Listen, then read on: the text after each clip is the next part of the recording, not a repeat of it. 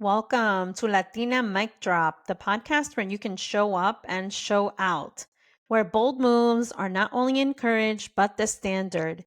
This is where excellence meets simplicity and common sense. I'm Miriam Simon, your host, a leadership coach, author, speaker, a mom of three young adults, a grandma in my 40s, and a spouse to the most beautiful, kind soul, on a mission to empower 1 million people to continue to tap into their exponential power. If you're out there building your own family and your own future from scratch, you're in the right place. Join me as we explore the stories, strategies, and secrets that can turn your hustle into legacy and peace of mind. Ready to transform your life? Let's get started. Hello, and welcome to another episode of Latina Mic Drop. On today's episode, I wanted to talk to you about performance reviews.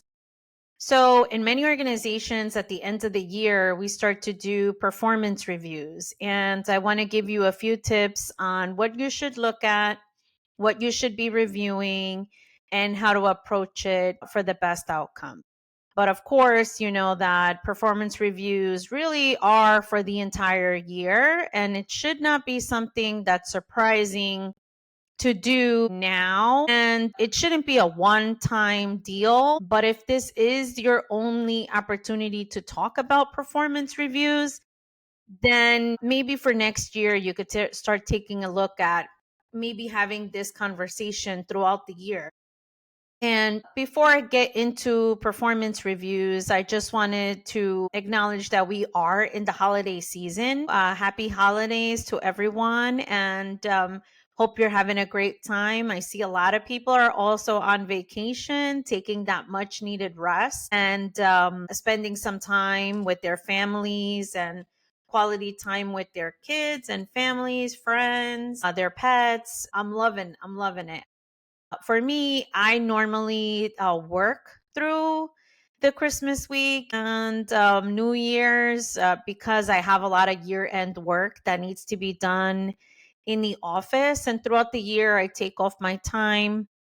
I still do have time to take. And because of my function, I normally don't have the time to take off time like other people may have. It's really important for me to be able to do the work that I need to do. And at the same time, this is a great time when people are off the majority. So it ends up being a quieter, easier way for me to concentrate and focus on some of the year end activities that need to be done. It's always just a great time at the end of the year. I love to see the holiday cheer. My wife has been, jingle belling and rocking and rolling with all the Christmas music that's out. Every time she's getting ready, she's in the bathroom with the holiday music. She's downstairs right now cleaning the first floor, all the common areas in our house. And that's all she's listening to while she's downstairs making some coquito for the holidays. Happy holidays to you, whatever it is that you celebrate, or if you don't celebrate. Listen, for many years, there was a lot of friction between going back and forth with my families because my mom was Jehovah Witness and she did not celebrate like Christmas and some other holidays. And my grandparents did celebrate Christmas. So there was a lot of push and pull happening back then. So I also understand that dynamic where, sometimes we are going through some, what should I do? Where do I go? What do I not do? And it's definitely a time where you really need to just think about what is best for yourself and what is best for the outcome of what it is that you're looking for in your life. And sometimes it is to just step away. Sometimes it is to hold yourself down. Sometimes it is to hold down your boundaries. Sometimes it is to take it easy. And sometimes, you just need that rest, or sometimes people energize you and you want to go around the people that you love and you want to be with them. And just think about those people that are hosting, though, because let me tell you, when you host, you have a lot to do. You start cleaning the week before, you start cleaning the week after, you start thinking about what you're going to make, what the menu is, making sure all the bathrooms are clean, making sure everything is pristine for your visitors to come and have a great time. And it's always a good thing to think about your host. If you're the host, I feel you. There's a lot going on, there's a lot on your hands, and a lot of responsibility to get it all in order and get it all right. Everybody chip in and participate and help each other out. So whatever it is that you're celebrating, or however it is that you're taking these end of year weeks, take care, have fun, enjoy that holiday music if you like it, whichever version it is, the hip hop version, R&B version, the salsa navideños, the Spanish versions. We rock all of them all throughout these few weeks at the end of the year. We have all of them playing around depending on who's listening to it. And I love it. Everybody have a great holiday season. Let's get back to performance reviews. It's a whole cycle throughout the entire year. And right now, at the end of the year, we're at the final year end performance reviews to review all the objectives and all the work and all the different outcomes that have come out from those objectives or lack of. And it's an optimal opportunity to have a conversation about the opportunities you've encountered throughout the year and the opportunities that are available to you. So, the way that I approach performance reviews is I always do a self review. I take a look at what it is that I did, how is it that I'm approaching it, what is it that I have done. Then I also take a look at the workload review, right? So I do a review of all the work, the tasks, the projects, initiatives that I was in charge of. And all of those, I start taking a look at that. And the final review that I do is a relationship review. Right now, all of these may not be part, like the self review and the relationship review may not even be part of like the actual performance reviews in whatever system you all use or within the organization. But these are the ones that I do because these are important to me. I like to take control of my career and I like to take control of the outcomes that I have. And sometimes within organizations, they do the best that they can, right? But for me, this is what works for me for the best outcome that I want to experience and that I want to see. And this is what I've seen has helped me and others do well throughout the year and be able to have the best outcome. So let's jump into the first one. The first one is self review. So here you want to make sure that you're being honest.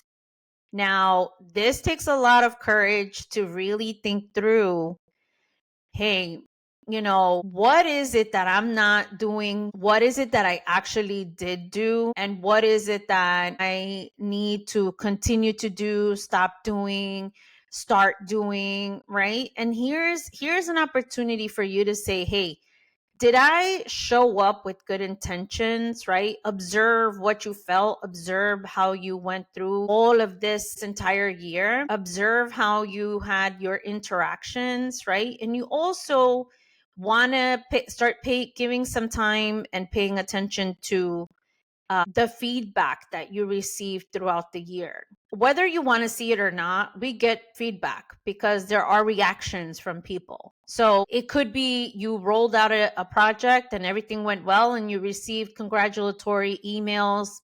This was such a great project. You did such a great job. Thank you for working with me, yada, yada, yada, right? But the most important piece is that you really are self aware of how you are coming across, what your impact is, what your intentions are, how did you approach the year, right? And this is important because you want to make sure that you're being your most authentic self and you want to be able to be professional at the same time, but you also want to be fake, and you also want to make sure that you're coming across as your true self. And that, if you aren't being your true self, why is that, right? What's going on? What is making you feel uncomfortable? Why do you feel uncomfortable? How could you make it so that you are comfortable? What are the factors that are creating either a good experience or a bad experience, right? It's good to evaluate both, because looking at both of them, you're able to see whether or not you're making good impact, or you're approaching things based on your values, right? There's sometimes where we work at different places and maybe our values don't match the organization's values, or don't, or they do match the organizations but they just don't match our bosses or somebody that we work with, right? And that's okay, but the point is that you really want to look at yourself and say, okay, what am I contributing to this situation? What am I contributing to anything that's going on, right? Because at the end of the day, you are providing a service, and you are providing initiatives, work, tasks, and things like that. And sometimes we aren't really honest. We just look at what other people are doing and we don't have a self review. And I can tell you that having a self review is really important and really impactful, and how you yourself, because the one person that you can control is you yourself, your thoughts, your feelings, how you're coming across, how you're approaching things, whether you're showing up with good intentions, whether you're showing up tired, whether you're, what is it that I can do to have a better experience at work, with your friends, with your relationships, everywhere. You should always be thinking about this stuff. And sometimes I think we just don't do that. For at least for me, for many years I was taking care of my kids, and I was, they're in their 20s now, like I mentioned before, but for many many years it was mostly about what they needed, right? Like, I have to get up, I have to get them ready, I have to take them to school, I have to, make sure they have food, or they have lunch money, and they have this and they have that, and they're in this activity, they need their flute, they need their clarinet, or they're going to band practice, they need to go to sports practice, or whatever it is that was happening, right? But then I never said, oh, you know what, did I get 8 hours of sleep, or was I happy to be able to help, or did I just do this because I had to do it, or was it because I wanted to do it?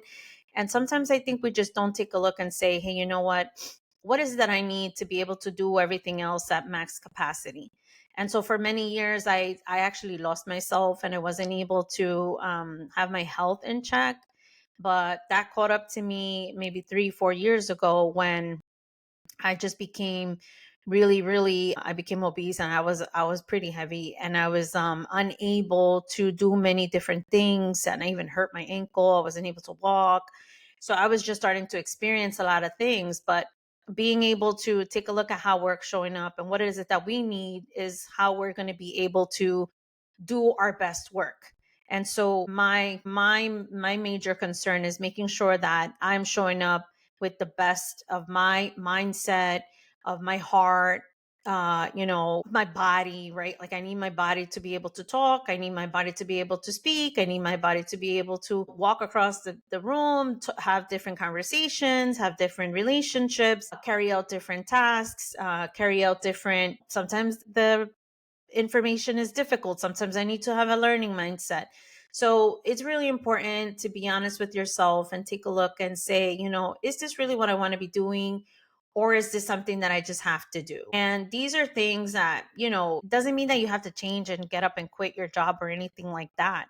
It just means that how are you approaching it? Maybe it's just a perception shift that you need to make that will help make it a little bit better, because sometimes we do think it's about the other person, or we are thinking something that maybe no one has challenged, and we haven't paid attention to. And a simple shift in perspective will help you see things differently and help you see better and have a better outcome and have a better experience. And I've always found that when I'm having a difficult time, I look inward. I don't look outward as much. I look inward to say, okay, why is this happening? It's happening for me, right? What lesson am I going to learn? What is it that I want to figure out? What is it that this is trying to teach me? And maybe I haven't gotten it, right? And then, especially when things happen over and over and over, right? There's a pattern that we're following, or there's a pattern that we're experiencing. Now and then I start thinking, okay, wait, let me just start being more self aware of what it is that's happening. What are my feelings? What am I thinking? What am I how am I showing up? And then from there, I can start to say, okay, wait, am I making assumptions about the other people? Is what my are my thoughts real, or is it just something that I'm making up because of an experience that I had in the past? And a lot of times we do need to test our thoughts, and we do need to say, okay, but is it true? And then when you start looking into things, you start realizing that sometimes our thoughts are not 100% accurate in those things that we may be thinking negatively about. So it's really important that you do take an assessment and you take a look at that. And if you haven't done any assessments, like, there are some available to you that you can do, so that you can take a look at, oh, maybe I am more agreeable than not agreeable, or maybe take an emotional intelligence course and say, oh, wait, I am not dealing with people with empathy. I'm just, going through the day. There's just so many different ways that you can take a look at this and approach it in a different way. Also, like a course maybe about having difficult conversations, right? Like, these are things that we're not taught. Sometimes we don't know how to have conversations where we disagree, and how, we can do this, and how we can come to an agreement, or how we can express ourselves in a way that will be productive, and how can we argue our side without bringing people to the courtroom. I've seen that too, where some people are really like, well, no, it's my side or your side, and I'm right, you're wrong, right? Those are all the things that can happen during this time. And you really want to show up in a way where it's a collaborative experience, where you're showing up and saying, okay, yes, you know what? I did. Yes, I can do this better. Maybe my approach wasn't 100%. Yeah, and we're never going to be at 100% because nobody is perfect. So coming into this, just really being open minded will be a great way to get a conversation started. And if you're not showing up in that way, it's going to be very easy to get defensive, and it's going to be very easy to have a difficult conversation go wrong. And this is not the time, because you want to have a collaborative conversation about how you're doing. You want to be able to learn from what it is that maybe you need help with, and you want to be able to ask for the help, and you want to be able to grow. So if these are some of the things that are coming up for you, then think about ways, and maybe your manager, your supervisor, whomever it is that you have these discussions with, you will be able to ask for the assistance that you need during these times. Okay, so the first one is do a self review, right? So you want to double check and make sure that you're looking inward and not always going outward all the time. Look inward, because there's always something that we can do better. There's always something that we can take a look at and experience, but understand where it's coming from at least. And then, because there's a lot of subconscious things that happen, right? Then what you want to do is go ahead and take a look and see what is going forward, right? How do we move going forward? Now, the second part that I wanted to talk about is a workload review, right? So how do you do that, right? I mean, you're going to review your objectives. So most likely by this time, you've had objectives at the beginning of the year that you needed to set. Either you set them on your own, you set them on with your supervisor, manager, whoever it is, and you have these objectives that you were supposed to meet throughout the year. Some you may have already checked off the box and have already completed them. And what you want to do, which is something that I do, is I always go back every week and I take a look at my calendar. So my calendar is how I have everything written down. It's how I have all the projects, all the initiatives, all the things that I have that are part of my objectives. I have them all in my calendar. So I use my calendar as a way to review all the workload that I had.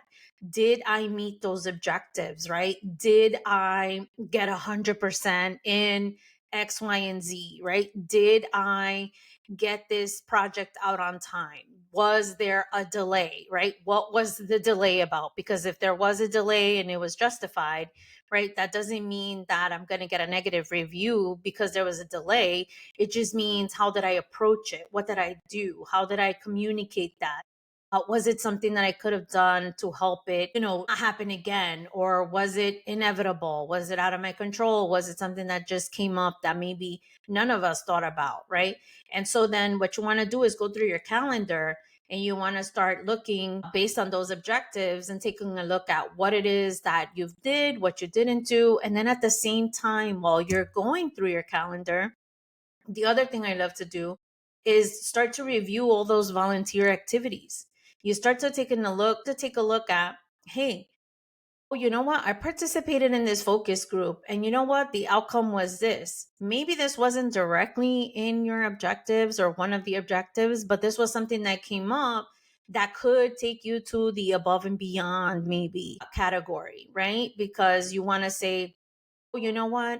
They needed this project, and because of my expertise, or I'm a subject matter expert in X, Y, and Z, and this is why I was able to participate in this program, or this is why I was able to participate in this focus group, or these are the X, Y, and Z tasks that I did for X, Y, and Z, right? And so then what you want to do is you want to be able to communicate those, and you want to be able to articulate what it was that happened. Sometimes our managers and supervisors don't even know some of the things that we are brought into from other parties. In today's world, at least from what I'm seeing, we are collaborating more and more and more. And our departments are interdepartmental projects. Many of the things happen between different people and different departments, and we're coming together for a common goal throughout an organization. I see a lot of that. This is a great opportunity to bring up those things if you haven't brought those up throughout. And even if you did, it's a good way at the end of the year to remind and let them know these are the other things that I, participated in. One thing you want to do is make sure you're prepared when you're doing these performance reviews. Don't show up without anything. Like, make sure you have those receipts.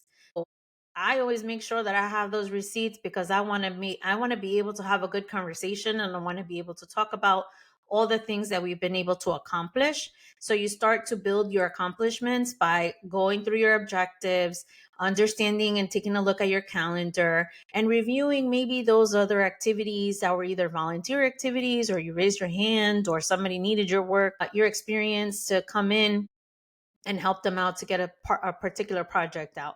So that's the workload review. Of course, these conversations aren't long, but you want to take a look at what some high level or high impact things that you were able to accomplish throughout the year that maybe came up that would probably, or could, I don't know, right? But it could maybe take you to the above and beyond category. You want to take a look at your objectives, and at the same time, right, you want to also start taking a look to say, okay, was this complete? Is this everything that I need to do? And then you want to make sure that if there is another iteration of it, then you start to think about those objectives for the following year. And then the last thing I want you to take a look at is take a look at your relationship review. Here, I want you to say, okay, take a look at what those relationships are with your supervisors, 1, 2, with your peers, 3, with your team if you have a team. You want to do a review of the relationships and how they either evolved over time. What was it that you could have done better? Did you do everything you could do to keep those relationships going?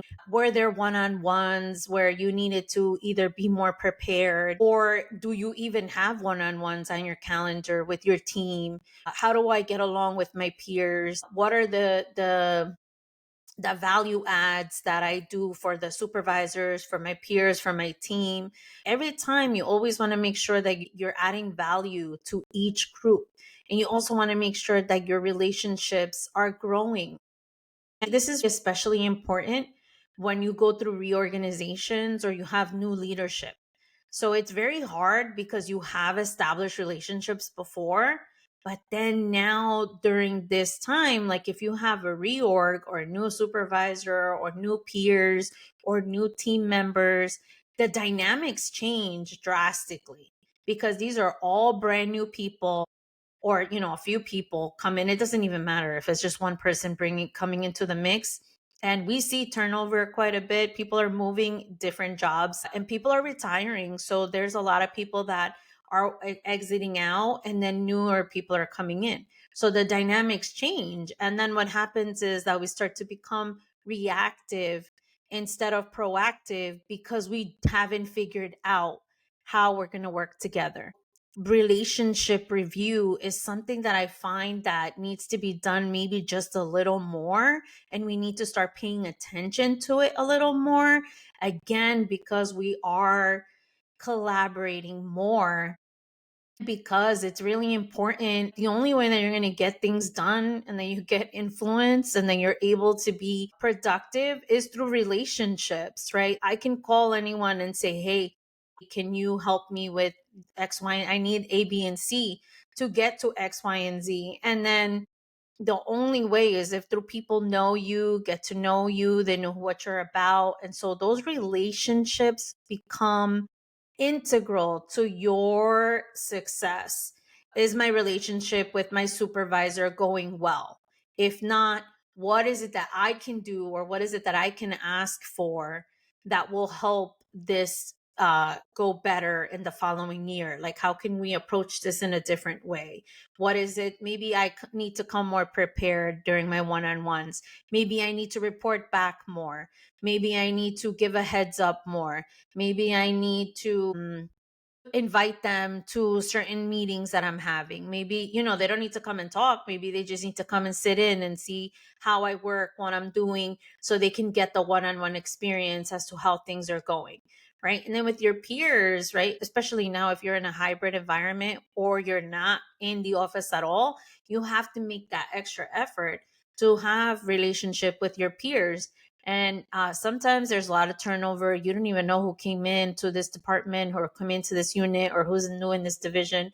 And then when you start to see them in the kitchen or you go to get lunch or you're in the elevator, I see them on the floor, but then you don't even know who they are. So you have to make sure that you're starting to build those relationships, get to know people, let them know how you can help them. And then vice versa. Eventually, they will be able to help you too. And with your team, it's really important to have a good working relationship with your team, because in order for you to give them directives and in order for them to give you the feedback, in order for them to execute, you really need to have a really good working relationship with them. And you have to be cognizant of the time that they need and their strengths and weaknesses so that you can help them. And it's very important to have a good working relationship with them, because without trust, you're not going to be able to have those either candid conversations sometimes you need to have, or they will need to come to you and let you know certain things so that if you see something is going on, you can address it right away. And it's really important that you really do have a great relationship with your team, because otherwise things are not going to get done. Like, there's nothing you can do without your team. I help them all the time, make sure that they get what they need, the resources, the tools. If they have questions, I want them to come to me, and want to make sure that we have constant communication all the time, and make sure that I give them the time they need to finish out their tasks, make sure they have all the resources. If they're running into an issue, that they don't stay running into the issue too long. So I always just want to make sure that we're checking in and making sure that they are checking in with me, finding out what's going left and right, and we can figure it out as we go, what works for you, what works for me, and we make it work. So, in wrapping up today's performance review discussion, I wanted to make sure that you received the information about doing a personal review when you go off on holiday break, or as you're thinking about it. And or when you get back in January, sometimes they finish them off in January, but you do it for the whole year. You want to make sure that you're taking a quick view other than just the task that you had, but for yourselves. Take a look at the self review, for yourself, how you're showing up. Make sure you're being honest. What are your intentions? What is the feedback that you received throughout the year? Then a workload review, which is where the majority of the information is going to come out of for your performance reviews, is checking your objectives. Did you meet all your objectives. How did you approach them? What were the outcomes of them? And then always add in maybe some volunteer activities that you've done throughout the year, where you participated as in a focus group or a project, and how you helped them and what the outcomes were of that. It's always important to have outcomes, results. And if you can throughout the year, have data points so that you can provide, the increase in whatever it was, or some percentages or participation rates. And that's always a good thing to have with you, have those receipts with you. And also review your relationships. It's a great time to take a look. What are your relationships like with your supervisors, with your peers, with your team? I would even say sometimes even with executives, if you have the opportunity or you have the access. And is there a way that you can have access? Is there a way somehow you can network more? Right? Is there something that you can do, or is there another group, or maybe you want to participate in an employee business resource group or employee resource group? Maybe that's a way that you can get in on getting to know other people within your organization, or you want to join another group or club or project. These are the people that are going to be able to say, hey, this is going on. We know you're good at this.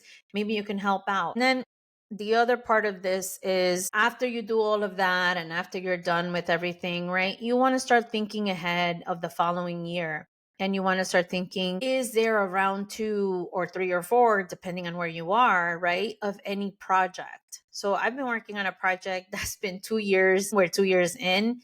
And at this moment in time, we realize that, hey, we need something else. And so then now we're going into phase 4 of this big major project that has been really impactful and has been able to help all the employees. But at the same time, right, you want to make sure to say, hey, is there any round 2? Is there a phase 2 of the project that we did this year? And is it a good opportunity? Do we have the resources? Do we have the personnel? Is it going to be worthwhile, right? Are there any quick wins? Is it very hard? Do I need sponsors?